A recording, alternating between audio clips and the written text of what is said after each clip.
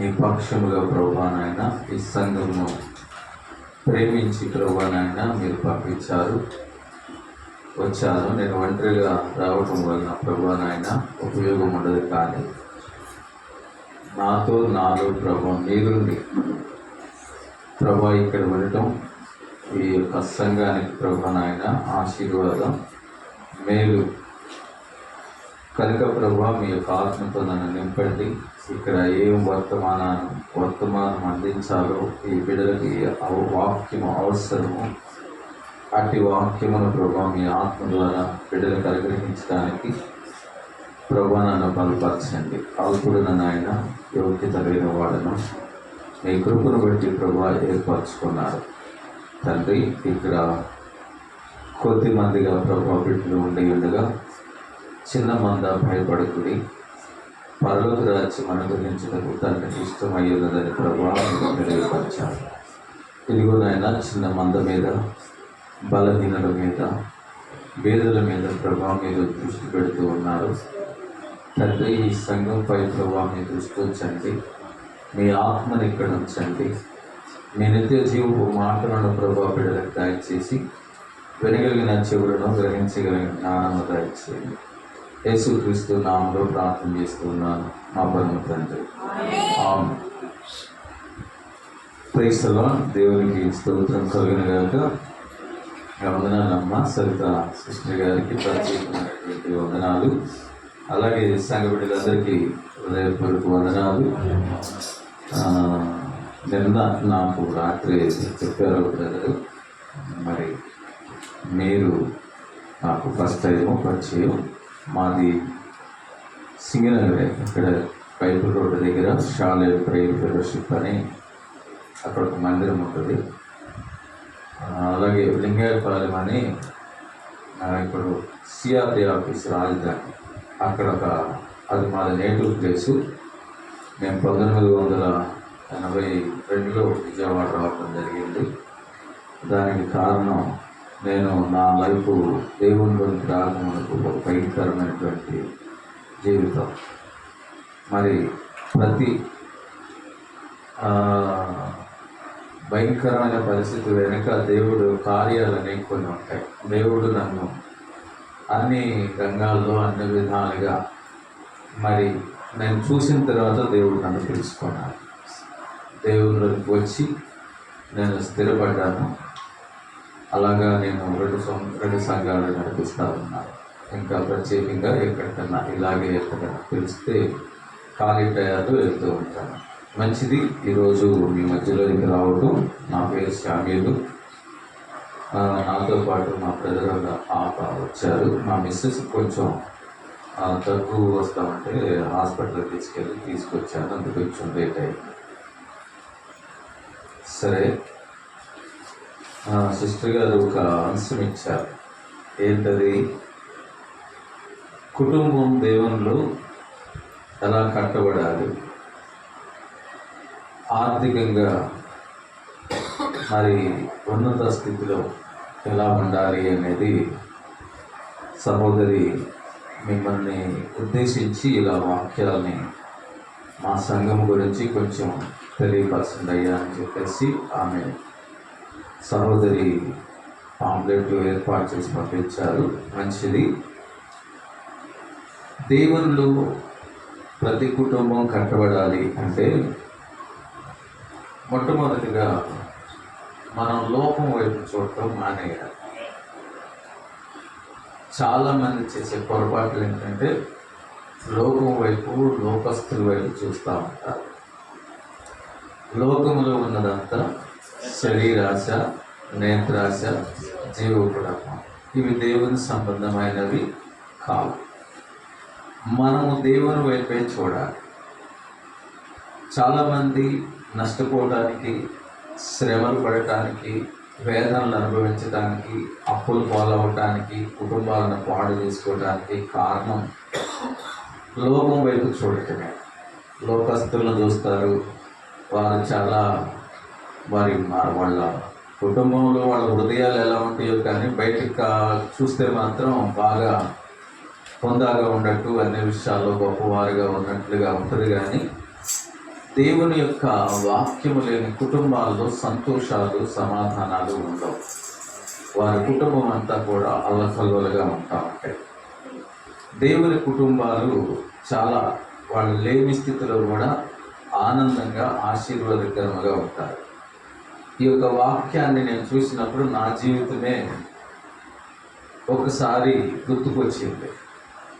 నేను దేవునిలోనికి రాకమునపు ఒక క్రూరత్వం, చిన్న వయసులోనే 17 సంవత్సరాల్లోనే మర్డర్ చేశాను, లైఫ్ చేశాను, ఎక్కడికి వచ్చి జైలు చేశాను. నా వల్లే కుటుంబాలు 5-6 కుటుంబాలు ఊళ్ళో నుండి వెళ్ళిపోవటం, ఇలా గందరగోళం. మంచి పొజిషను, మా ఊరు ప్రెసిడెంట్ మా నాన్న, ఒక పొలాలు ఉన్నాయి, ఆస్తులు అన్నీ బాగానే ఉన్నాయి. కానీ తెలిసి తెలియక దేవుడి గురించి సరైనటువంటి అవగాహన లేక అందరూ దేవుళ్ళు ఒకటే అన్నట్లుగా జీవించేవాళ్ళం. కనకదుర్గ గుడికి వెళ్ళేవాళ్ళం, వెంకటేశ్వర స్వామి గుడికి వెళ్ళేవాళ్ళం, అన్ని గుళ్ళకి వెళ్ళేవాళ్ళం. అయితే దేవుని మహాకృప ఏంటంటే మా తాతయ్య ఒక చర్చి కట్టించి వేరే పాస్టర్లను నడిపించి వేరే పాస్టర్లను తీసుకొని వచ్చి ఇలాగే సంఘాన్ని నడిపిస్తూ ఉండేవాడు. వారు చేసినటువంటి పరిచర్య వ్యర్థం కాలేదనుకుంటాను. నేను జైల్లోకి వెళ్ళొచ్చాను, మళ్ళీ ఇక్కడికి వచ్చి ఆటోలతో రౌడీజంగా ఇవన్నీ చేసుకుంటూ ఉంటూ రాజకీయంగా రౌడీజంగా ఎదగాలని నేను ఎన్టీ రామారావుతో పాటు పరిచయం పెట్టుకున్నాను. ఆ రోజుల్లో పెట్టుకొని అలాగా ప్లాన్ చేసుకొని ఊరికే ఇక్కడే సింగినార్లోనే ఉండేవాళ్ళం. సున్నపట్టి సెంటరు, లంపీపేట, ఇట్లా వాళ్ళ గుడ్డిపేట, ఇల్లంతా కూడా ఫ్రెండ్స్గా ఉండేవాడు. సింగినగర్లోనేమో ఏమీ తెలియని అమాయకుడిలాగా ఉండేవాడిని, సెంటర్కి వెళ్తేనేమో బాగా తాగుడు, ఇక అన్ని రకాలుగా తిరిగేవాడిని. అలాంటి నా లైఫ్ని మరి ఎన్టీ రామారావు ఎలక్షన్కి హిందూపురం వెళ్ళి ఒక 4 రోజులు ప్రచారం చేసి ఊరికి ఒక 10 రోజులు మా ఊరు వెళ్ళి వద్దాము అన్నట్లుగా నేను వెళ్ళాను. వెళ్తే అక్కడ మా తాతయ్య ప్రతి ఆదివారం సంఘాన్ని నడిపిస్తే ఒక పండుగలాగా ఉండేది. అలా నేను రౌడీజింగ్గా వెళ్ళి ఆ ఊరిలోనికి వెళ్ళి అందరూ చర్చిలోకి రావాలి అని చెప్పేసి అందరినీ చర్చిలోకి రప్పించి మా తాతయ్య పిలిచే పాస్టర్ గారిని, ఆయన పెద్ద కాకంలో ఉండేవాళ్ళు, ఆయన్ని పిలిపించి వాక్యం ప్రకటిస్తామంటే అప్పుడు ఆ చర్చి మా మేనత్త భర్త ఒక ఆయన జరుపుతూ ఉండేవాడు. నేను ఇక్కడ ఉండగా వేరే పాస్టర్ని తీసుకొచ్చారని చెప్పేసి నా మీద కోపగించేసి ఆయన ఏం చేశాడంటే నేను లేకపోతే చర్చి మూతపడిపోద్ది, తీసే తిప్పుబోడు ఉండదు, అలా ఇలా అని కొంచెం శాపనార్థంగా మాట్లాడేసి వెళ్ళిపోయారు. ఇక నేను పిలిచే పాస్టర్ గారు ఒక వారం వచ్చేవాళ్ళు, ఒక వారం వచ్చేవాళ్ళు కాదు. ఇక ఇదేంటి నా వల్ల నాకు అప్పుడు ఇంకా మ్యారేజ్ అవ్వాల, భయంకరంగా రౌడీజింగ్గా అలాగే ఆర్థికంగా ఎదగాలని, రాజకీయంగా ఎదగాలని ఒక గోల్గా పెట్టుకొని చాలా పెద్ద సర్కిల్ అనేది ఏర్పాటు చేసుకున్నా. ఇక అలాంటి టైంలో చర్చిలోకి వెళ్ళాను. ఇక చర్చిలోకి వెళ్తే ఆయన రావట్లా, ఏముందో పెద్ద గొప్ప బైబిల్ చదివి చెప్పటమే కదా అని చెప్పేసి ఒక బైబిల్ ఒకళ్ళని అడుక్కొని ఆ బైబిల్ చదవటం మొదలుపెట్టాను అన్నమాట. బైబిల్ చదువుతూ ఉండగా అది నాకు అర్థమయ్యేది కాదు. నా వెనక ఎవరు పాస్టర్ లేరు, అడగటానికి ఎవరు తెలుసుకునేవాళ్ళు ఉండేవాళ్ళు కాదు, నాకెవరు చెప్పేవాళ్ళు కాదు, అర్థమయ్యేది కాదు. మళ్ళా చదివేవాడిని. ఆదికాండం నుండి స్టార్ట్ చేశాను. చదవంగా ఏదో నోవాహు దగ్గరికి వచ్చే వారికి ఓడ తయారు చేసుకోవటం, నోవాహుకు 3 కుమారులు, తర్వాత అబ్రహామును దేవుడు పిలుచుకోవటం, అబ్రహాము ద్వారా ఇస్సాకు ద్వారా ఇలా స్టోరీలుగా చదవటం కొంచెం ఆసక్తి కలిగింది. అలాగా ఆ వాక్యం నన్ను బాగా ఆకర్షించేసింది. నేను ఆ వాక్యం చదవకుండా ఉండలేకపోతున్నా. నేను సంపాదించాలి, లేకపోతే నా కుటుంబం అనేది ఎవరు లేదు. అమ్మ నాన్న ఉండేవాళ్ళు, నాకు ఒక అన్నయ్య వదిన పిల్లలు. అయితే అప్పుడు నాకు పెళ్లి కాలేదు, సంపాదన ఇవన్నీ నాకు అవసరం లేదు. ఈ 24 గంటలు బైబిల్ చదవటం అలా చదువుతూ ఉన్న టైంలో నాకు 1977లో ఒక తుఫాను వచ్చిన సమయం. నేను అప్పుడు పౌలూరు అనే ఒక ఊర్లో తిరుగుతున్నాను. ఆ రోజు నా మీద ఒక దురాత్మ వచ్చి నా మీద ఇక్కడ తొక్కుతూ ఉండేది. కేకలేసేవాడు. ఆ కేకలు వినపడి చాలామందికి తెలుస్తుంది. ఎవరికైనా వచ్చిన అనుభూతి ఎవరికైనా ఉందా? మీదకు వస్తుంది, తొక్కినట్లుగా ఉంటుంది, అరుస్తాము, కేకలేస్తాము, ఎవరికి వినపడదు. ఇలాంటి పరిస్థితి నాది. అలాగా అది నాకు ఎప్పటి వరకు అంటే దానివల్ల పోగొట్టుకోవడానికి అని అంతరాలు కట్టించుకునే వాళ్ళని ఎవరు ఏం చెప్తే అది చేసేవాడు. కానీ 18 సంవత్సరాల తర్వాత ఈ బైబిల్ చదివిన తర్వాత బైబిల్ చదువుతా ఉండగా కొంతకాలానికి నేను చూస్తే అద్భుతం ఏంటంటే అది నాకు దూరం అయిపోయింది. అమ్మో, దేవుని యొక్క వాక్యం చదివితే ఇలా ఉంటుందా? మీరు ఇలాంటి ఏదైనా చేసినప్పుడు, ఇలాంటి ఏదైనా జరిగినప్పుడు చాలామంది చేసే పనులు ఏంటంటే బైబిల్ తల దగ్గర పెట్టుకుంటారు. తల దగ్గర పెట్టుకున్నా పోదు, లేకపోతే బైబిల్ తీసుకున్నా పోదు. దేవుని యొక్క వాక్యం అనేది హృదయంలోకి వెళ్ళాలి. ఆ వాక్యం గ్రహించాలి. ఆ వాక్యాన్ని ఆలోచించినప్పుడు దేవుని యొక్క వాక్యము సజీవమైనది. దేవుని యొక్క వాక్యము, దేవుడే వాక్యం, మన దేవుడు గ్రహించు అగ్ని అయి ఉన్నాడు. ఆ వాక్యం మనలోకి వెళ్ళినప్పుడు ఆటోమేటిక్గా ఆ దురాత్మల ప్రభావాలు అవన్నీ కూడా మన మీదకి పనిచేయవు. ఇలాగా మొట్టమొదట నా జీవితంలో జరిగిన మిరాకిల్ అనమాట. అది ఒక గొప్ప కార్యం. తర్వాత దేవుని వాక్యం అర్థమయ్యేది కాదు. దేవుని యొక్క వాక్యం పిచ్చైపోయింది. ఎప్పుడు నాతో పాటు ఒక 20 మంది ఉండేవారు. అదని ఇదని తిరుగుతూ ఉండేవాళ్ళం. రౌడేజంగా అన్నీ చెడు మాటలు తప్పితే మంచి మాటలు ఉండేవి కాదు. అలాంటి స్నేహాలు, అలాంటి మాటలు, అలాంటి ఆలోచన. తర్వాత ఇక దేవుని యొక్క వాక్యం ఎప్పుడైతే నేను చదవటం మొదలు పెట్టేశానో నా హృదయంలో, నా మనసులో ఆటోమేటిక్గా తెలియక వేరే ఏదో జరిగిపోతుంది. నాకు తెలియట్లా, నాకు అర్థం కావట్లా. ఇక ఎవరితో ఇవ్వలేకపోతున్నా, ఎవరితో మాట్లాడలేకపోతున్నా. నన్ను నేను ఇక ప్రత్యేకంగా ఏర్పాటు చేసుకున్నా. ఇక నేను ఒంటరిగా ఉండటం, పొలాల్లోకి, మా కృష్ణ నది ఉంటుంది, పొలాల్లోకి వెళ్ళిపోవటం, ప్రార్థన చేసుకోవటం. ఇలాగ ప్రార్థన చేసుకుంటా ఇక మీటింగులకి వెళ్ళి ఎవరు కనపడితే వాళ్ళు మా ఊరు రండి, పాస్టర్ వాక్యం చెప్పండి, అలా ఇలా బ్రతిమలాడుతూ ఉండేవాడు. వాళ్ళు వస్తేనేమో ఒక్కొక్కళ్ళు, అప్పుడు సామర్లు కూడా ప్రభుదాస్ గారిని, ఇక ఈసన్న గారి, రకరకాల చర్చి, రకరకాల సంఘస్థులు వచ్చేవాడు. వాళ్ళు వచ్చి ఒక్కొక్క వాళ్ళ సంఘాల విధానాల్లో చెబుతూ ఉండేవాడు. వాళ్ళు ఒక్కొక్కసారి నలుగురు నేను పిలిచింది గుర్తుండేది. వాళ్ళు వచ్చేవాళ్ళు, నాకివ్వు అని చెప్పేసి వాళ్ళు ఒక వాదన. యేసు ప్రభు వారి గురించి చెప్పడం కంటే వాళ్ళ గురించి చెప్పుకోవడం ఎక్కువైపోయేది, వాళ్ళ సంఘాల గురించి చెప్పడం ఎక్కువైపోయేది. ఇలాగా ఇబ్బంది పడేవాడు. అయితే దేవుడు ఆ రాత్రే నన్ను దర్శించేవాడు. దేవుడు మాట్లాడటం స్టార్ట్ చేశాడు. నేను నీకు అప్పగించిన బాధ్యత నువ్వు ఇంకొకరికి అప్పచెప్తావే, నువ్వు చెప్పు అనేవాడు. నాకేం తెలుసు నేను చెప్పేది అని చెప్పేసి ప్రార్థన చేయటం రాదు, పాటలు పాడటం రాదు, ఏమీ తెలియదు. అలాంటి టైంలో దేవుడు నన్ను, ఒక మూర్ఖుడిని, ఒక భయంకరుడిని, దేవుడు నన్ను పిలుచుకొని ఆయనే నాకు ఒక బైబిల్, ఒక బోధకుడైతే యేసు ప్రభువారు గురువు. తర్వాత నాకు తెలియనటువంటి ప్రతి విషయాన్ని దేవుడు మాట్లాడుతూ ఉంటాడు. దేవుడు నాతో మాట్లాడటం స్టార్ట్ చేశాడు. దేవుడు మాట్లాడతానంటే నాకు అర్థమయ్యేది కాదు. ఇవి కొన్ని అద్భుతాలు జరుగుతాయి. ఒకసారి ఇలాగే ఇక ఎవరిని పట్టించుకునేవాడిని కాదు, చర్చి మూతపడకూడదు అనే విషయంలో వెళ్ళి కూర్చొని బైబిల్ చదువుతూ ప్రార్థన కూడా రాసుకొని ఏదే పుస్తకాల్లో ఉంటే ఆ ప్రార్థన చదివేవాడు. ప్రార్థన చేయటం రాదు, పాటలు పాడటం రాదు, ఏది రాదు. అలా కొంతకాలం చేస్తూ ఉండగా దేవుడు ఒకసారి ఆదివారం లింగాయపాలెం వెళ్ళాను. ఆకలి అవుతుంది, ఎవరు అన్నం తినమంటలేదు. మా అమ్మ నాన్న కూడా ఇక్కడ విజయవాడలో ఉన్నారు. ఆకలి అవుతుంది, 3 అవుతుంది, నాకెళ్ళి ఎవరిని అడగటానికి ఇబ్బందికరంగా ఉంది. అప్పుడు నేను పొలం అరటి తోట వేసాను. మాకు 1 ఎకరం బాధ్యత ఇంటి దగ్గరే ఉంటుంది.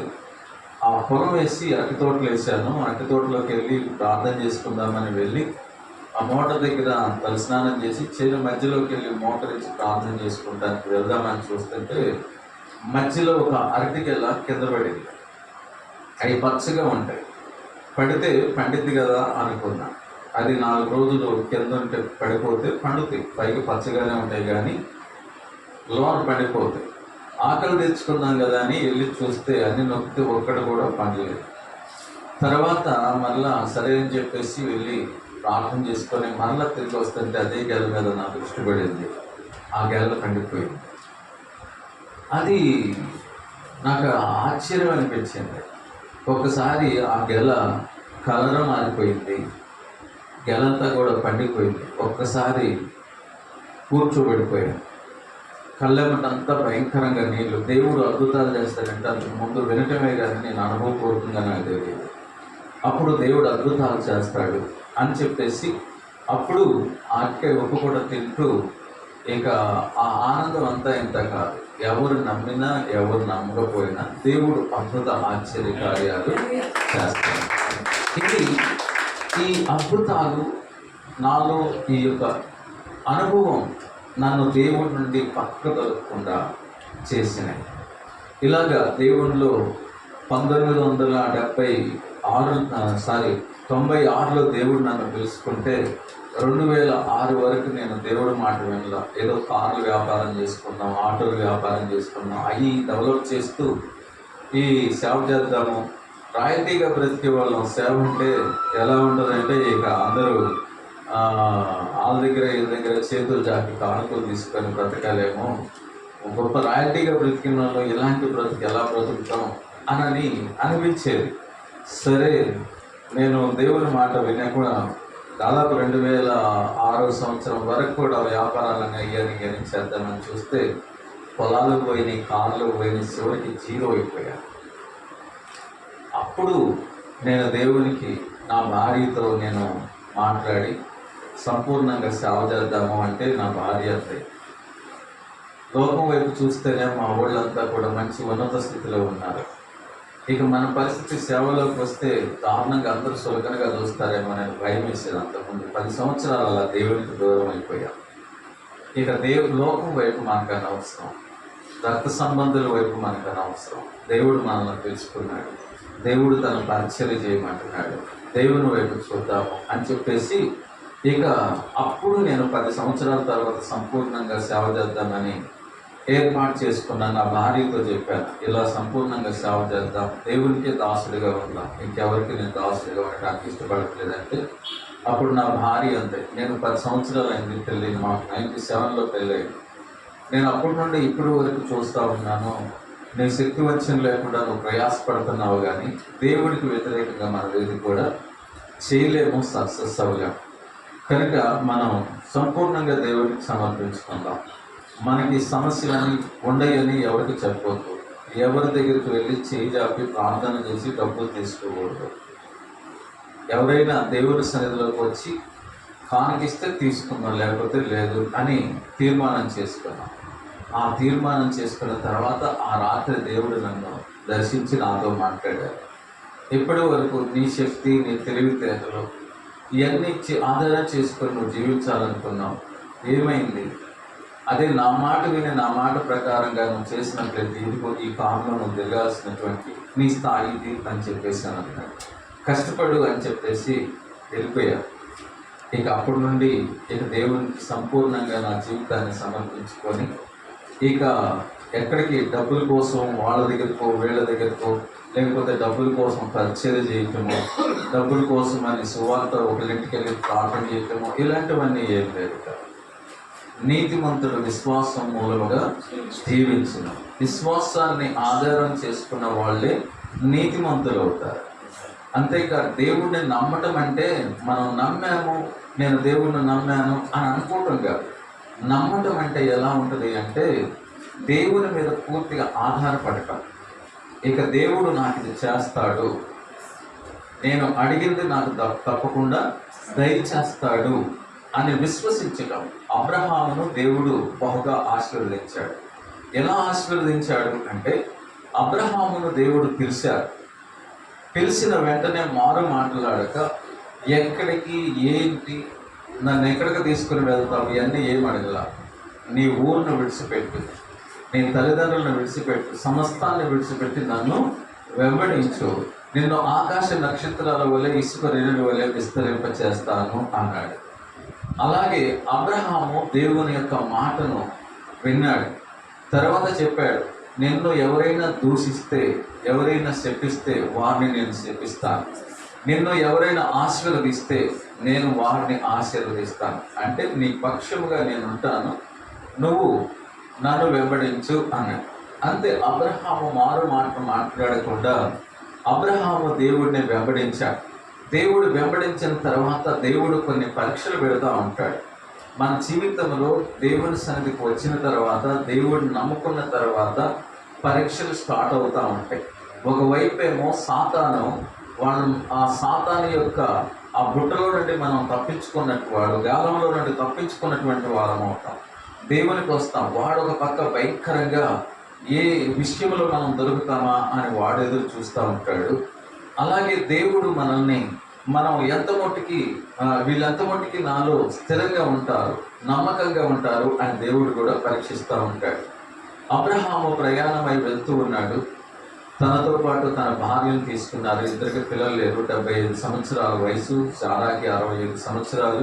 తనతో పాటు తన అన్నయ్య కుమారుడైనటువంటి లోతును తీసుకున్నారు. వెంట పెట్టుకొని తీసుకుని వెళ్తూ ఉండగా ఒక చోట ఉన్నారు. అక్కడ బలిపీఠాన్ని కట్టారు. కానాను దేశాన్ని దేవుడు ఇస్తానన్నారు. సరే, అక్కడ అబ్రహాముకు ఒక పరీక్ష వచ్చింది. అక్కడికి ఆహారం లేదు తినడానికి. ఆ ప్రాంతం అంతా కూడా దరిద్రత వచ్చింది. ఇక్కడే మనం చేసే పొరపాట్లు, అక్కడే దేవుడు మనల్ని పరీక్షిస్తాడు. కొన్నిసార్లు మనకి విశ్వాసానికి కలుగు అగ్ని లాంటి పరీక్షలు ఉంటాయి. ఆ పరీక్షల్లో మనం పాస్ అయితే తర్వాత విశ్వాస విషయంలో మనం దగ్గర అవుతూ ఉంటాం. అబ్రహామును అక్కడ ఏమీ లేకుండా చేశాడు. అప్పుడు అబ్రహాం ఏం చేశాడు? పిలిచిన దేవుడు నమ్మదగినటువంటి వాడు, నేను అడిగితే నాకు ఇస్తాడు అని అక్కడ మొరపెట్టాలి, దేవుడికి మొరపెట్టాలి. ఏసన్న గారు ఒకసారి ఒక వాక్యంలో చెప్తా ఉన్నారు. ఒక ఆవిడంట, మనం ఎంత మట్టుకు మనం విశ్వాసం ఎలా ఉండాలంటే, బియ్యం అంట పొయ్యి మీద పెట్టిన తర్వాత కట్టెలు ఆ పొయ్యి ముట్టించడానికి అగ్గిపెట్టెలో ఒకే పుల్ల ఉంది. ఆ పుల్ల తీసిన తర్వాత అది ఆరిపోయిన తర్వాత అంట, ప్రభా ఇది పరిస్థితి, నా పరిస్థితి, ఒకగానొక పుల్ల ఆరిపోయింది, ముట్టించుకోవడానికి లేదు అని చెప్పేసి దేవుడికి మొదలుపెట్టి, దేవుడు ఏదో ఒక కార్యం చేసేటట్లుగా మనం ప్రార్థన చేయాలంట. ఆ సమయంలో మనం పక్కింటికి వెళ్ళి అగ్గిపెట్టివు లేకపోతే అదివు పక్కింటికి వెళ్ళి చెయ్యి ఆపకూడదు. మన దేవుడు ఏదైనా చేయగలడు. ఆయనకి అసాధ్యమైనది ఏది లేదు. పిలిచిన దేవుడు నమ్మదగిన దేవుడు, వాగ్దానం చేసిన దేవుడు నమ్మదగినటువంటి వాడు. కనుక అక్కడే మనం చిన్న వాటిల్లోనే మనము మన విశ్వాసాన్ని కోల్పోతూ ఉంటాం. అక్కడ అబ్రహాం ఏం చేశాడంటే, అబ్రహాము పక్క దేశానికి వెళ్ళాడు. పక్క దేశంకి వెళ్తే సమస్య వచ్చింది. మనం ఎప్పుడైతే దేవుణ్ణి అడగకుండా ఆ విశ్వాస విషయంలో తొలగిపోతామో మన కుటుంబాలు శ్రమల్లోకి వస్తాయి. అయితే దేవుడు పిలిచాడు కాబట్టి దేవుడు విడిచిపెట్టాడు. అబ్రహామును దేవుడు పిలిచాడు కాబట్టి ఆ పక్క దేశపు రాజు అబ్రహాము భార్య అందగత్తెని తీసుకుని వెళ్ళి ఇంట్లో పెట్టుకున్నాడు. కాకపోతే అక్కడ బైబిల్ ఒక మాట ఉంటుంది, మనము నమ్మదగినటువంటి వారమైన ఆయన నమ్మదగినటువంటి దేవుడు. మనం పిలిచిన దేవుడు నమ్మకంగా ఉంటాడు. అబ్రహామును దేవుడు పిలిచాడు. అబ్రహామును పొరపాటున జ్ఞాపకం చేసుకోలేదు, కానీ నేను పిలిచిన వెంటనే నాతో పాటు వచ్చాడు అని చెప్పేసి అబ్రహాము భార్యను ఆ యొక్క రాజు తీసుకుని వెళ్ళిన ఆ రాజుని దేవుడు గద్దించాడు. తలనొప్పి పెట్టేటట్లుగా భయంకరంగా చిత్రహింసలు పెట్టాడు. ఆ రాజుతో దేవుడు మాట్లాడాడు. ఆమె ఎవరు అనుకుంటున్నావు? ఒక ప్రవక్తి భార్య, నువ్వు ముట్టుకున్నావంటే తల ఒక్కలైపోద్ది అన్నట్లుగా వార్నింగ్ ఇచ్చిన వెంటనే అది అబ్రహాముకి తెలియదు, శారాకి తెలియదు. మనల్ని పిలిచినటువంటి దేవుడు మన ఎడల అద్భుతాలు చేస్తూ ఉంటాడు. మనము స్థిరంగా ఉంటే సార్ దేవుడు చేసే కార్యాలు కంటికి కనబడవు, చెవికి వినపడవు, హృదయానికి అర్థం కావు. మనం నమ్మకంగా మన విశ్వాస జీవితంలో మనం దేవుడిని నమ్ముకున్న తర్వాత అలా ప్రయాణం చేస్తే మనకు తెలియకుండా అద్భుతాలు జరుగుతూ ఉంటాయి.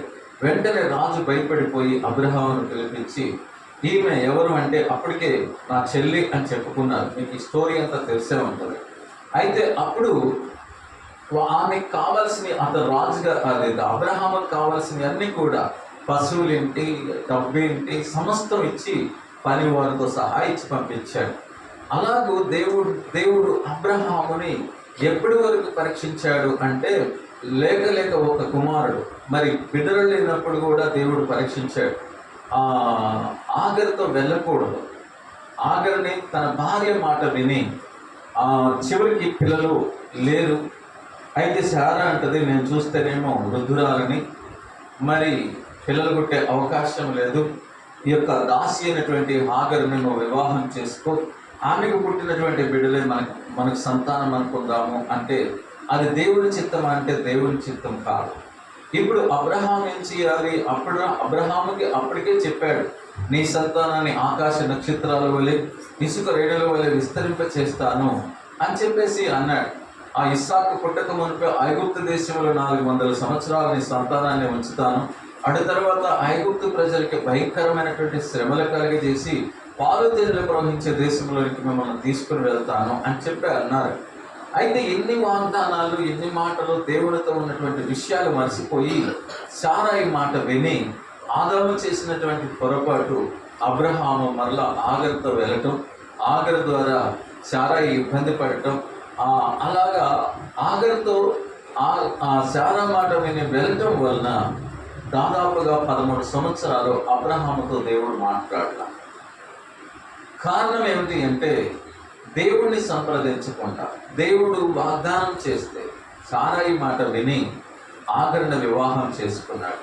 అందుకని తర్వాత మరలా ప్రార్థన చేస్తే ఆదికాండం 17వ అధ్యాయంలో చెప్తాడు, నేను సర్వశక్తి కలిగినటువంటి దేవుడిని, నా సన్నిధిలో ఉండేటప్పుడు నిందారహితుడిగా ఉండాలి అంటారు.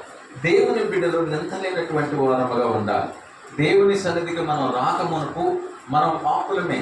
దేవుని సన్నిధికి రాకమునకు ఇది మంచి ఇది చెడ్డ అని నాకు తెలియదు, మీకు తెలియదు, మనకు నేర్పించినటువంటి వాళ్ళు కూడా లేరు. దేవుని యొక్క వాక్యము మంచిదో చెడ్డేదో తెలియపరుస్తుంది. దేవుని యొక్క వాక్యము సజీవమైనది, బలము కలిగినది, ఎటువంటి వాడిగల ఖడ్గము కంటేనూ వాడిగా ఉండి ప్రాణాన్ని ఆత్మని మూలుగును విభజించినంత మటుకు దూర్చు మన తలంపుల్ని మార్చేస్తా. అంటే మనలో ఉన్నటువంటి చెడుని, మనలో ఉన్నటువంటి మంచిని దేవుని యొక్క వాక్యం వేరు చేస్తుంది. మంచేదో చెడేదో మనకి తెలియపరుస్తుంది. గొప్ప జ్ఞానాన్ని దేవుడు ఈ వాక్యం ద్వారా దేవుడు మనకి ఇస్తూ ఉంటాడు. అయితే ఇక్కడ ఈ శారా నా సన్నిధిలో ఉండేటప్పుడు నిందారహితుడిగా ఉండు. దేవుని సన్నిధికి రాక మనం వేరే, దేవుని సన్నిధికి వచ్చిన తర్వాత ఏ ప్రలోభాలకి, డబ్బుకి, ఏటికి మనం లొంగకూడదు. దేవుడు ప్రతి విషయం అడుగడుగున మనల్ని పరీక్షిస్తూ ఉంటాడు. అబ్రహాము అక్కడ ఓడిపోయాడు. చాలా ఆగర్తో వెళ్ళటం తప్పు. అదే ఇప్పుడు ప్రపంచ దేశాలకు వినాశనానికి కారణం. అందరి చెయ్యి నీకును, అందరి చెయ్యి నీకు అడవి గాడిద లాంటి వాడు పుడతాడు నీకు అంటారు చూడండి. ఆ అరబ్ వల్ల ప్రపంచ దేశం వాళ్ళు ఏం లేదు. సపోజ్ ఇప్పుడు ఇజ్రాయిల్ దేశం ఉంది, ఇప్పుడు మనకి టీవీలో న్యూస్లు ప్రపంచ దేశం అంతా కూడా ఇజ్రాయెల్ చుట్టూ తిరుగుతుంది. కారణం ఏమిటి? ఇస్రాయేలీలు ప్రపంచంలో మానవ జాతికి కావాల్సినవి అన్నీ కూడా ఇప్పుడు ఒక విమానాలు ఏంటి, ఒక ఫోన్లు ఏంటి, ప్రతి ఒక్కటి కనపెడతా ఉంటారు. ఇక ఆ అరబ్స్ కనిపెడుతున్నారు, ఐదుల్లో కమెన్ వాళ్ళు ఎంతసేపటికి బాంబులు మనుషులని నాశనం చేయటం తప్పితే వేరేది ఒక మంచి పని చేశారు అన్నది ఏది కూడా ఉండదు. కనుక ఇక్కడ దేవుడు చేసే ప్రతి కార్యాలన్నీ కూడా ఆశీర్వాదకరముగా మనకు ఉపయోగకరంగా ఉంటాయి. దుష్టుడు చేసే కార్యాలు దేవునికి వ్యతిరేకంగా ఉంటాయి. ఇక్కడ దేవుడు మొట్టమొదటిగా ఆ అబ్రహాముతో చెప్పాడు, ఆ ఇస్మాయిలు కడుపులో ఉండంగానే వాడి చెయ్యి అందరికీ విరోధముగా ఉంటుంది, అందరి చెయ్యి వాడికి విరోధముగా ఉంటుంది, వాడు అడవి గాడిద లాంటి వాడు అని చెప్పేసి అబ్రహాముతో దేవుడు చెప్పాడు. అది భయంకరమైనటువంటి శాపమైంది. ఇలాగా దేవుడు మళ్ళా అప్పుడు అబ్రహాము దేవుని మీద నమ్మకం పెట్టుకున్నాడు. అప్పుడు అబ్రహాముకి దేవుడు ఇస్సాకునిచ్చాడు. ఇస్సాకు దాదాపు 15-17 సంవత్సరాల వయసులో నీకు ఒక్కగానొక్క కుమారుడైనటువంటి ఆ యొక్క ఇస్సాకును నాకు దహన బలిగా అర్పించమంటే ఆ అర్పించడానికి కూడా ఏమాత్రం కూడా వెనకంజ వేయగా. ఇలా ఎందుకు ఈ విషయాలను చెప్తున్నాను అంటే దేవుడు మనల్ని పిలుస్తాడు, లేక దేవుని సన్నిధికి మనం వస్తాం. ఒక్కసారి ఆశీర్వాదాలనే రావు, ఒక్కసారి మనం గొప్పవాళ్ళం కాలేం.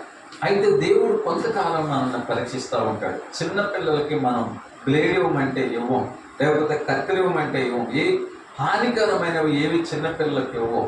వాళ్ళు ఒక వయసు వచ్చిన తర్వాత మనం అడగకముందే వాళ్ళకి సమస్తం వాళ్ళ ముందే పెట్టేస్తూ ఉంటాం. మన దేవుడు కూడా మనం దేవుని సన్నిధికి వచ్చిన వెంటనే అర్హత లేకుండా ఏది కూడా చేయడు. మనల్ని పరీక్షిస్తాడు, పరిశోధించాడు, పరిశీలన చేస్తాడు. అన్ని విధాల దేవుని దృష్టిలో మనం గొప్పవాళ్ళముగా మంచిగా ఒక స్థిరమైనటువంటి మనస్తత్వంతో ఉన్నటప్పుడు అప్పుడు ఆశీర్వాదాలు, ఐశ్వర్యాలు మనం వద్దనుకున్న మన వెంటే వస్తామంటాయి. వాటి కోసం మనం పరిగెత్తాల్సిన పని లేదు, అవే మన వెంబడి వస్తామంటాయి. మనం కష్టపడి గొప్ప వాళ్ళం కాలేదు. మహాజ్ఞాని సొలొమోను రాజు ఏమంటున్నాడు? యెహోవా ఆశీర్వాదం మనల్ని ఐశ్వర్యవంతులను చేస్తుంది, గొప్ప వాళ్ళని చేస్తుంది. అబ్రహాము జీవితంలో చూస్తే ఎక్కడ కష్టపడి అతను పనిచేసి సంపాదించి గొప్పవాడైనట్టుగా ఎక్కడ ఉండదు. ఆయన ఎలా గొప్పవాడయ్యాడంటే అబ్రహాము దేవుడిని నమ్మాడు. నమ్మిన తర్వాత అబ్రహామును నీతిమంతుడిగా చేశాడు. అబ్రహామును దేవుడు పరీక్షించాడు. అడుగడుగున ఆ పరీక్షలో విజయం పొందాడు. దేవుడు అతన్ని ఆశీర్వదించాడు. దాదాపు ఎంతో 318 మంది దాసులు, 9 దేశపు రాజులు సొదొమ గొమొర్రా పట్టణాల ప్రజల్ని ఆ ఆస్తుల్ని ఎత్తుకుని వెళ్ళిపోతుంటే ఈ 18 మంది తన దాసులతో వెళ్ళి విజయం పొందొచ్చేశాడు. ఇంత ఆశీర్వాదం ఎక్కడిది అంటే ఒకటే, దేవుడు అబ్రహామును ఆశీర్వదించాడు. దేవుని ఆశీర్వాదం వల్ల మనం గొప్పవాళ్ళం కాగలం, కానీ మనం కష్టపడి మనం గొప్పవాళ్ళం ఎక్కడ కూడా కాలేము. దేవుణ్ణి నమ్మిన తర్వాత మనం నీతిగా ఉండాలి. యేసేపు జీవితం చూస్తే అన్నల చేత దూషింపబడ్డాడు. ఐగుప్తు దేశానికి అమ్ముడు పోయాడు. అడుగడుగున ఆయనకి శ్రమలే, కానీ ఎక్కడా కూడా తన విశ్వాసాన్ని కానీ, తన పరిశుద్ధతను కానీ, తన నీతిని కానీ కోల్పోలా. ఐగుప్తు దేశ పోతీఫరు ఇంట్లో తన పోతీఫరు భార్య తనని పాడు చేయాలని అది అగ్ని లాంటి పరీక్ష. ఆ యొక్క పాపమునకు, జారత్వమునకు దూరముగా పారిపోయి అనే వాక్యాన్ని, ఆ పాపము అతనికి అంటకుండా దేవునికి విరోధంగా ఏ పాపము చేయకుండా తన పరిశుద్ధతను కాపాడుకున్నాడు. అయినా ఆ నీతి విషయం కొన్ని శ్రమలు వస్తూ ఉంటాయి, అవమానాలు వస్తాయి. నీతి నిమిత్తం హింసింపబడువారు ధన్యులు అంటారు. నీతిమంతులకి కలుగు ఆపదలు అనేకములు. అయితే వాటన్నిటిలో నుండి దేవుడు మనల్ని విడిపిస్తాడు. ఎన్ని అవమానాలు వచ్చినా, ఎన్ని ఇబ్బందులు వచ్చినా, ఎన్ని శ్రమలు వచ్చినా మన నీతిని మనం తప్పిపోకుండా, మన యథార్థతను మనం తప్పిపోకుండా, మన పరిశుద్ధతను మనం తప్పిపోకుండా, ఆ పరిశుద్ధత, ఆ యథార్థత, ఆ నీతిని మనం కాపాడుకోగలిగితే దేవుడు ఒక ఉన్నత స్థితిని ఇస్తాడు. ఎక్కడో సెరసాల్లో ఉన్నటువంటి యోసేపుని ఐగుప్తు దేశానికి ఒక ప్రధానమంత్రిగా చేశాడు. హల్లెలూయా. అది ఎలా సాధ్యమైంది? యెహోవా ఆశీర్వాదము మనల్ని ఐశ్వర్యవంతులను చేస్తుంది. దేవుని సన్నిధికి మీరు వచ్చారు. దేవుని సన్నిధికి వచ్చిన తర్వాత దేవుని యొక్క వాక్యాలు మీరు చదవండి. దేవుని యొక్క వాక్యానుసారంగా మనం జీవిస్తున్నామా లేదా అని మిమ్మల్ని మీరు విమర్శించుకోండి, మిమ్మల్ని మీరు పరీక్షించుకోండి. దేవుని యొక్క వాక్యము అర్థం లాంటిది. మనలో ఉన్న ప్రతి లోపాలని దేవుని యొక్క వాక్యం చూపిస్తుంది. ఆ లోపాలన్నింటినీ సరిచేసుకొని దేవుని యొక్క వాక్యానుసారంగా మీరు నడవండి. దేవుడు మీ యొక్క గొప్ప కార్యాలు చేస్తాడు. దేవుని యొక్క వాక్యానుసారమైనటువంటి కుటుంబం ఎలా కట్టబడాలి అంటే ప్రతిరోజు మొట్టమొదటిగా యేసుప్రభువు అంటాడు, మొదట నా రాజ్యమును నీతిని వెదకండి అంటాడు. దేవుని యొక్క రాజ్యం మన మధ్యలోనే ఉంది. ఆయన రాజ్యాన్ని వెదకాలంట, ఆయనను వెదకాలంట. నన్ను వెతుకు ప్రతి వారు నన్ను కనుగొంటారు అంటారు. హల్లెలూయా. అర్థమవుతుందని చెప్పేది. సరే, ఇక్కడ దేవునికి మొట్టమొదటిగా స్థానం ఇవ్వాలి. కుటుంబం ప్రతిరోజు ఏం చేయాలంటే భార్య భర్త వాక్యానుసారంగా కట్టబడాలి అంటే కుటుంబ ప్రార్థన అనేది చాలా ప్రాముఖ్యమైనది. భర్త భార్య ఇద్దరు కూడా సమాధానముగా ఉండాలి. ఎవరు ఎక్కువ కాదు, ఎవరు తక్కువ కాదు. ప్రతి స్త్రీ భర్తకి లోబడి ఉండాలి. లోబడి ఉండాలంటే బానిసగా ఉండటం అనేది కాదు. అధికారాన్ని కోరుకోకూడదు. భార్య సలహాలు ఇవ్వచ్చు, కమాండింగ్గా భర్త మీద అధికారం చలాయించకూడదు. అలా భార్య ఎప్పుడు కూడా భర్తకు విధేయత చూపించాలి. భర్త ఎప్పుడు కూడా భార్యను సన్మానించాలి, గౌరవించాలి. పక్కన కూడుకుంటూ లేకపోతే వాళ్ళలాగా వీళ్ళలాగా ఇంకొకరితో మనం కంపేర్ చేసుకోకూడదు. భార్యను ఎప్పుడు కూడా ప్రేమగా తన శరీరమును ఏ రీతిగా చూసుకుంటారో, ప్రేమించుకుంటారో అలాగే భార్యను ప్రేమించుకునేటట్లుగా ఇలా ఒకరు మిక్కటమైనటువంటి ప్రేమ కలిగి ఉండాలి. రెండవది, భార్య భర్త మధ్యలో దాపరికాలు, సీక్రెట్లు ఉండకూడదు. భార్య ఒకలాగా మెయింటైన్ చేయటం, భర్త ఒకలాగా మెయింటైన్ చేయటం ఇలాంటి అనేది అస్సలు ఉండకూడదు. వారి మధ్య సీక్రెట్లు కూడా ఉండకూడదు. వారి మధ్య దాపరికాలు ఉండకూడదు. ఆ దాపరికాలు, ఆ సీక్రెట్లు ఉండటం వల్లనే మధ్యలో ఆదాము మధ్యలో సాతాను జరబడి వ్యవస్థనంతా కూడా పాడు చేసింది. మూడో వ్యక్తికి అవకాశం ఇవ్వకూడదు. నాకు పెళ్ళయి 29 సంవత్సరాలు. 29 సంవత్సరాల్లో నా భార్య, నేను ఇప్పటి వరకు నా భార్యతో ఏదైనా చెప్తే అది నాకు చెప్పేస్తుంది. నన్ను ఎవరైనా ఏదైనా మా ఇద్దరి మధ్య వేరే రహస్యాలు అనేవి ఏముంటాం. ప్రతిదీ మేము డైరెక్ట్గా మాట్లాడుకుంటూ ఉంటాం. అలాగా ఎవరైనా మన మధ్యలోనికి రావాలి, మాట్లాడాలంటే భయపడతారు. ఎందుకు భయపడతారంటే, అమ్మో ఇతనితో ఏం మాట్లాడినా ఆవిడకి చెప్పేస్తే ఆవిడ నా మీద కోపడింది అలా ఇలా అనుకుంటా ఉంటారు. ఇలాగా మొట్టమొదటిగా కుటుంబంలో భార్య భర్త ఏక మనస్కులై ఉండాలి. రెండవది, ఆ భార్య భర్తల్లో ఎవరికైనా అనుకోని రీతిగా ఏదన్నా మాట విషయంలో మనస్పర్ధతలు వస్తే అవి ఒకరికొకరు క్షమాపణ కోరుకోవాలి. క్షమాపణ అనేది ఎలాంటిదంటే, మన హృదయము అన్నిటికంటే మోసకరమైనది, ఘోరమైన వ్యాధి కలిగినది. ఈ హృదయాన్ని శుద్ధి చేయగలిగేది మనం అంటుల్ని ఎప్పటికప్పుడు శుభ్రం కడుక్కుంటాం. అవి తెల్లగా ఉంటాయి, నీట్గా ఎలా ఉంటాయి అంటే కడుక్కోవటాన్ని బట్టి. ఈ క్షమాపణ కోరుకోవటం ఎలాంటిది అంటే, మన హృదయాన్ని శుభ్రం చేసుకోవటం లాంటిది. భార్య విషయంలో మనం బయటికి వెళ్ళి వస్తాం, భార్య ఏదో గబక్కన ఏదో అడిగితే ఆ కోపం భార్య మీద చూపించినప్పుడు ఆ మలిగిద్ది, మానసికంగా ఏదో బాధపడుతూ ఉంటుంది.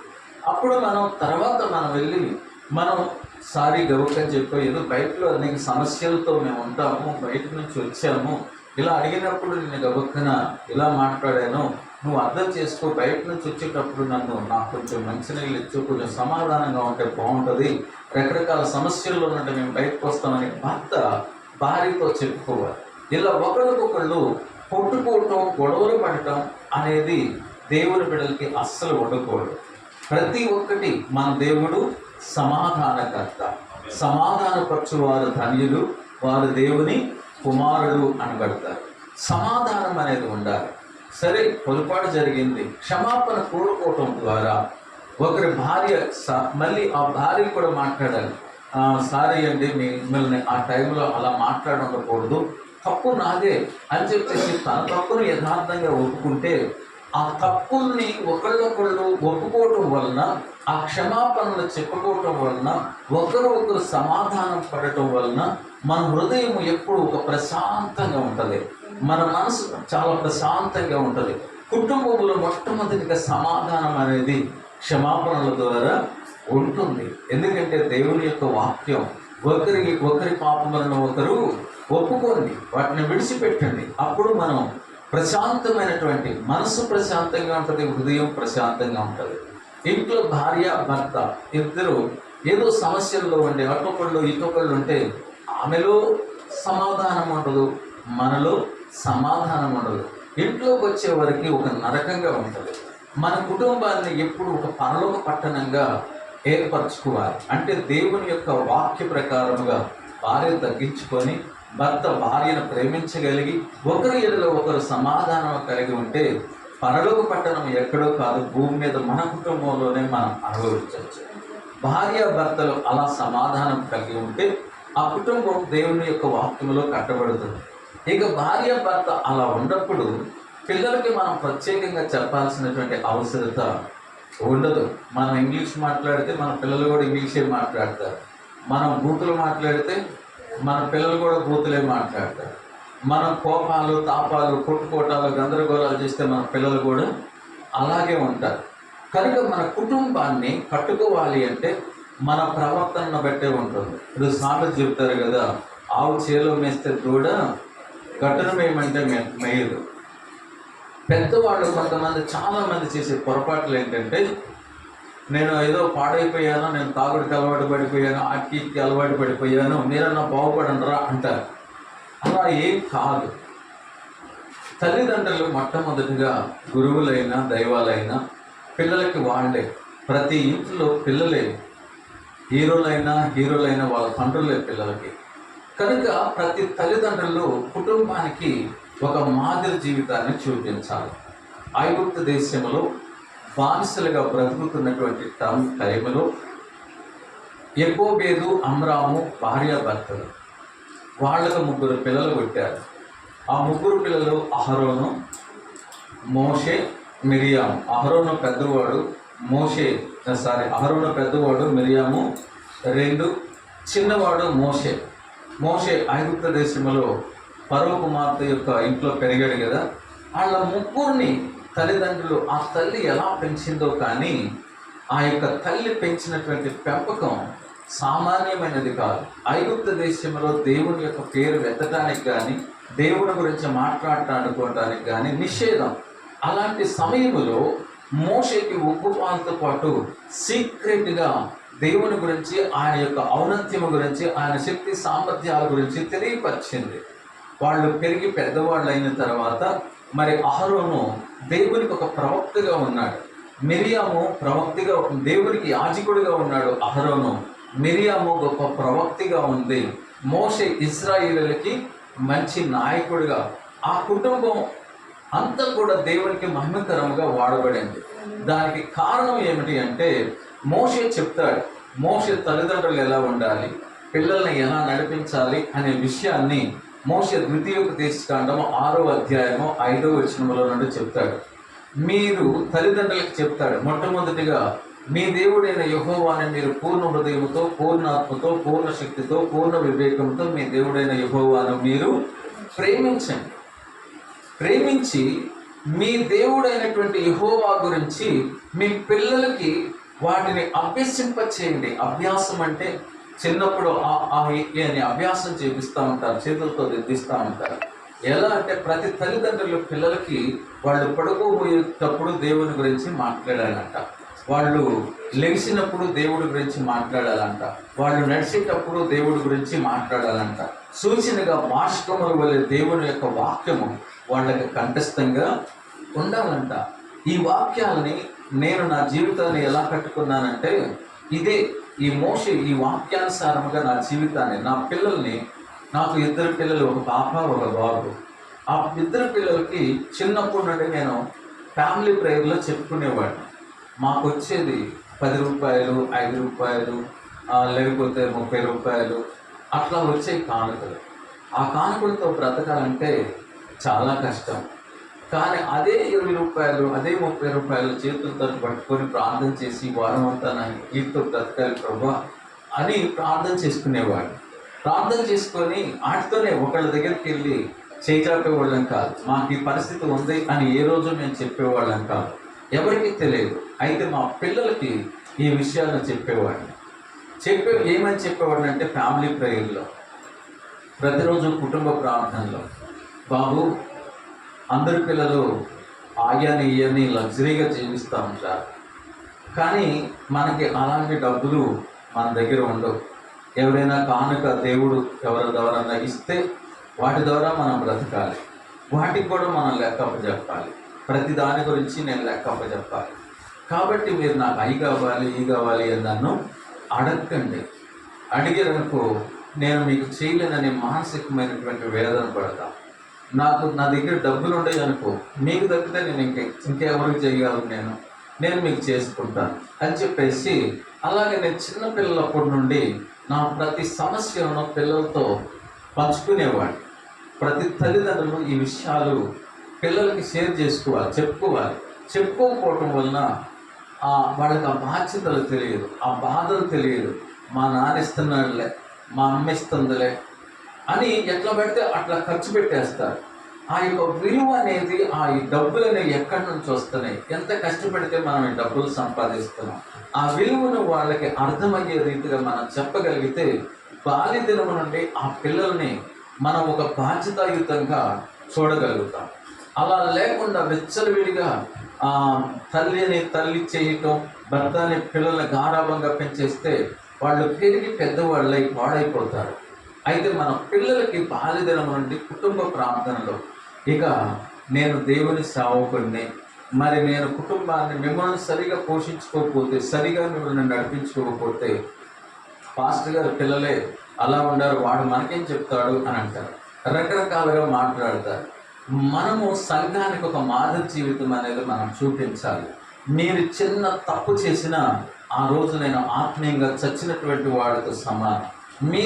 నేను పరిశుద్ధంగా ఉండాలి, మీరు పరిశుద్ధంగా ఉండాలి. మన దగ్గరకు వచ్చేవాళ్ళు మనం చూసి అనేకమైనటువంటి విషయాలు నేర్చుకోవాలి అని చెప్పేసి నేను అలా పెంచడాన్ని బట్టి ఈరోజు నేను ఉండే మా ఏరియాలో ప్రతి వాళ్ళు అంటారు, చాలామంది సేవకులు అంటారు, చాలామంది సేవకులను చూశాను కానీ, చాలామంది పిల్లలను చూశాను కానీ, శామ్యూల్ పాస్టర్ గారు పిల్లలు పెరిగినట్లుగా, వాళ్ళ కుటుంబం ఉన్నట్లుగా ఎంత మట్టుకు మేము ఎక్కడ చూడలేదని వాళ్ళు సాక్ష్యం చెప్తా ఉంటారు. ఒక దైవ సేవకుడు అనేది మంచి సాక్ష్యాన్ని కాపాడుకోవాలి, వాళ్ళ పరిశుద్ధతను కాపాడుకోవాలి. నేను పరిశుద్ధంగా లేకుండా, నేను నీతిగా లేకుండా, నేను యథార్థంగా లేకుండా మీకు చెప్పడానికి నేను అనర్హుడిని. కనుక ఇక్కడ నా పిల్లల్ని అలా నేను బాల్యదినం నుండి పోషించుకోవడాన్ని బట్టి వారిని చూసి వాళ్ళ కాలేజీలో ప్రిన్సిపల్ మా పిల్లల్ని ఎక్కడో పెద్ద పెద్ద స్కూల్లో చదివించాల, సింగనర్ ఎంకేపీ మున్సిపల్ స్కూల్లోనే చదివించారు.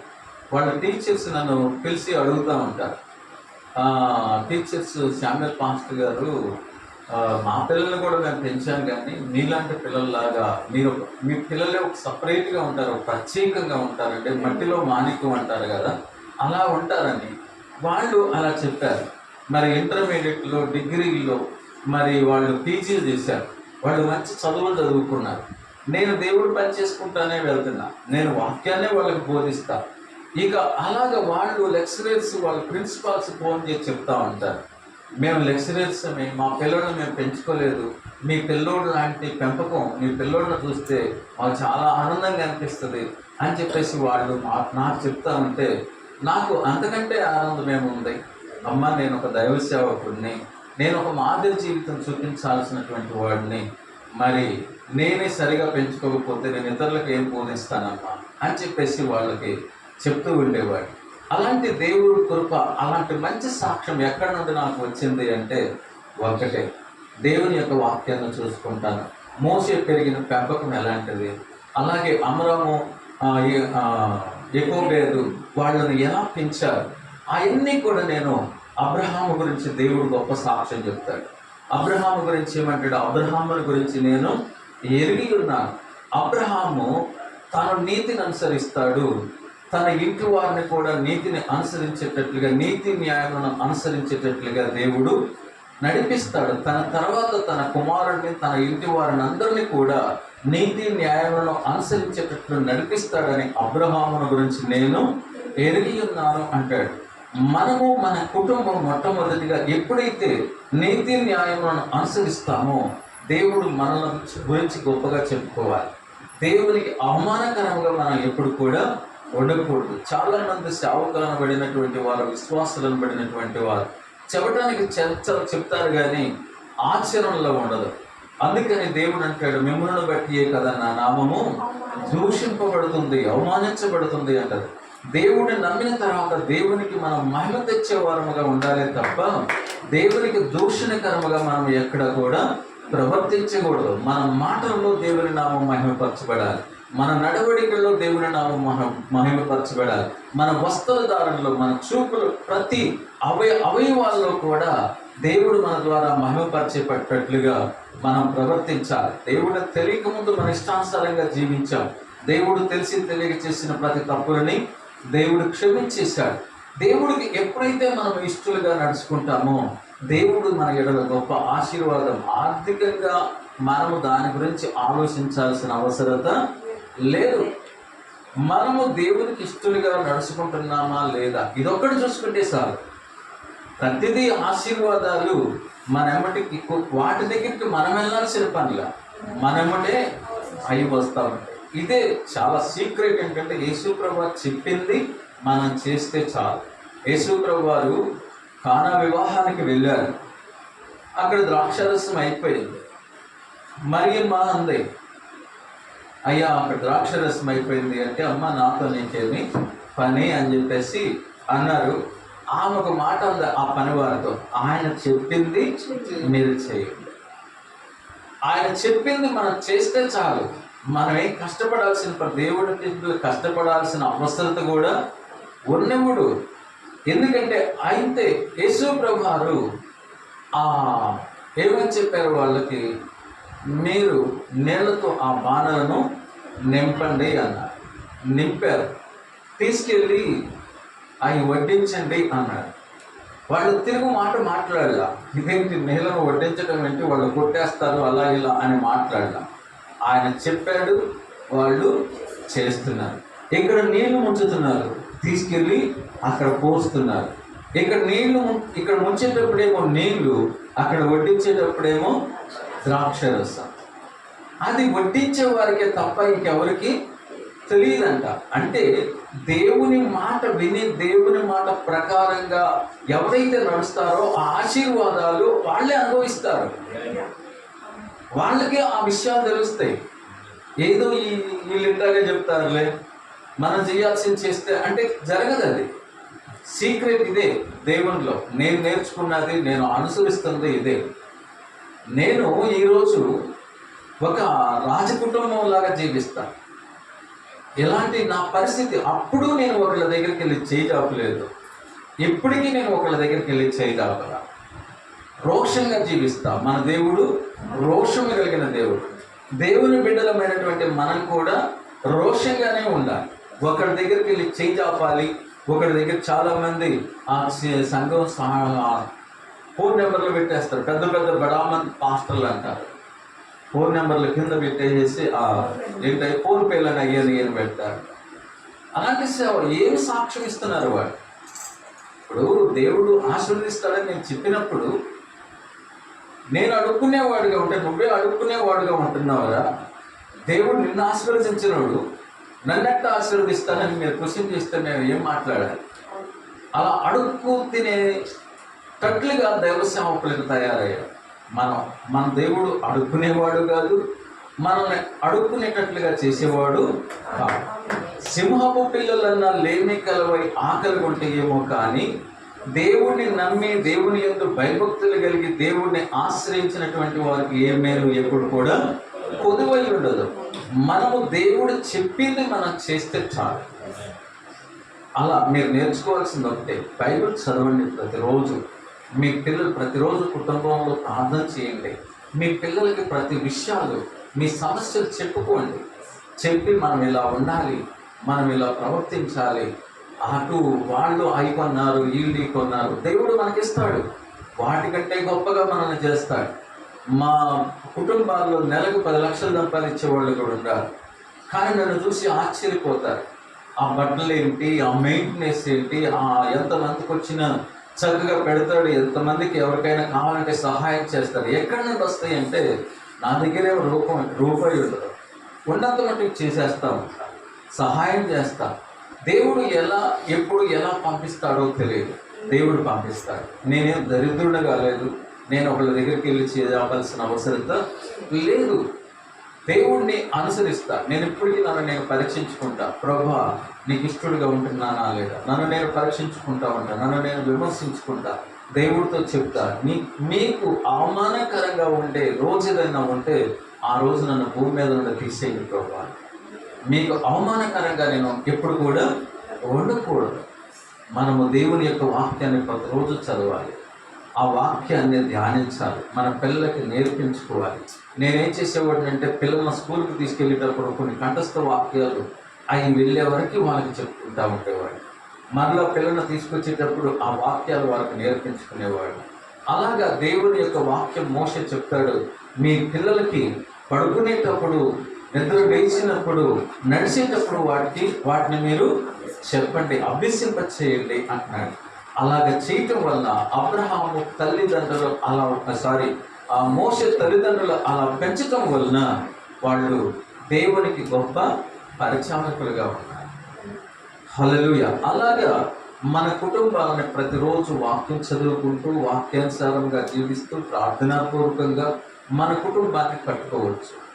బండ మీద ఇల్లు కట్టుకొనిన బుద్ధిమంతులు. యేసుప్రభువు వారు మత్తయి సువార్త 5వ అధ్యాయంలో నుండి చెప్పుకుంటూ వస్తూ, ఈ నా మాటలు విని వాటి చొప్పున చేయి ప్రతి వాడు బండ మీద ఇల్లు కట్టుకొనిన బుద్ధిమంతుని పోలి ఉంటాడు.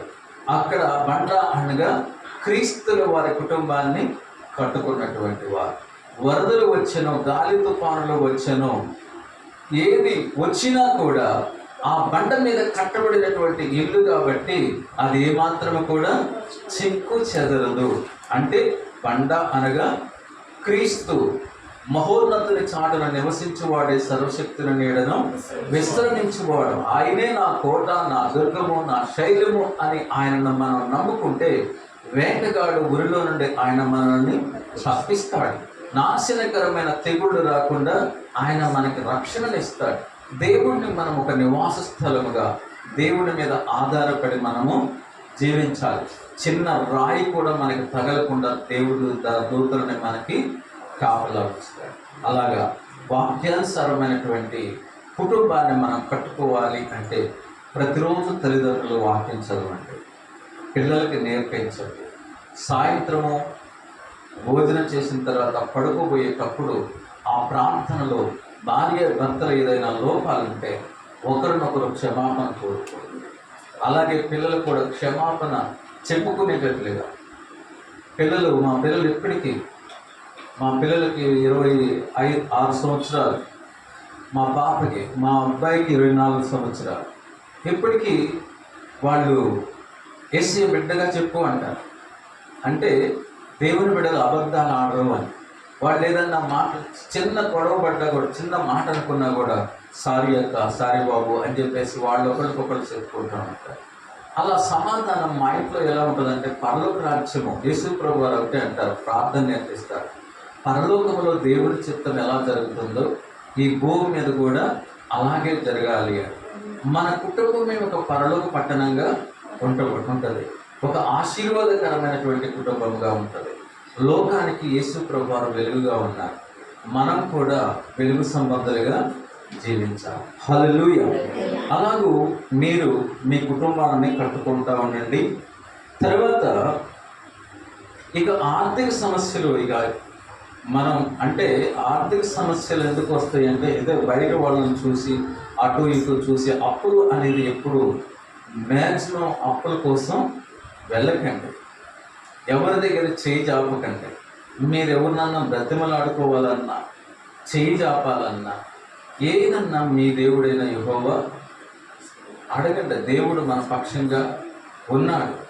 అడుగు ప్రతివానికి ఇస్తాను అన్నాడు. ఇస్తాడు తప్పకుండా. ఎప్పుడు ఇస్తాడో తెలియదు. మనల్ని దరిద్రులుగా చేయడు. కనుక మీరు దేవుణ్ణి అడగండి. బయటికి వెళ్ళి అప్పులు చేయడానికి ఇష్టపడకండి. ఉన్న దానిలో అడ్జస్ట్ అవ్వడానికి నేను 100 రూపాయలు షర్టు, 50 రూపాయల షర్ట్లు కూడా కట్టుకొని వాటిని ఇస్త్రీ చేసుకొని నీట్గా ఉండేవాళ్ళు. ఇప్పుడు అలా ఉన్నత స్థితిలో అప్పుడు అలా ఉన్నాం కాబట్టి ఈరోజు దేవుడు మంచి స్థితి ఇచ్చాడు నాకు. నేను నాకు అనిపిస్తూ ఉంటుంది, నేను మీ విషయంలో పడ్డ కష్టం కొద్దిగా నాయన, కానీ దానికి ఎన్నో రెట్లింపు ఆశీర్వాదాన్ని, సంతోష సమాధానాన్ని నేను ఇప్పుడు పొందుకుంటున్నాను అనుకుంటాను. గొప్ప ఆశీర్వాదాన్ని నేను అనుభవిస్తున్నాను. చిన్నదానిలో నమ్మకంగా మనం ఉన్నప్పుడు పెద్దది దేవుడు మనకి ఇస్తాడు. చిన్న స్థితిలో మనం నమ్మకంగా లేకుండా ఉన్నత స్థితి ఆలోచించుకుంటే ఆ స్థితి తీసేస్తాడు. చివరికి శ్రమల పాలు అవ్వాల్సి వస్తుంది. కనుక మనం ఉన్న దాంట్లో తృప్తి కలిగి ఉండండి. తర్వాత సోమరులుగా ఉండకూడదు. సోమరితనము గాఢ నిద్ర కలగజేయదు.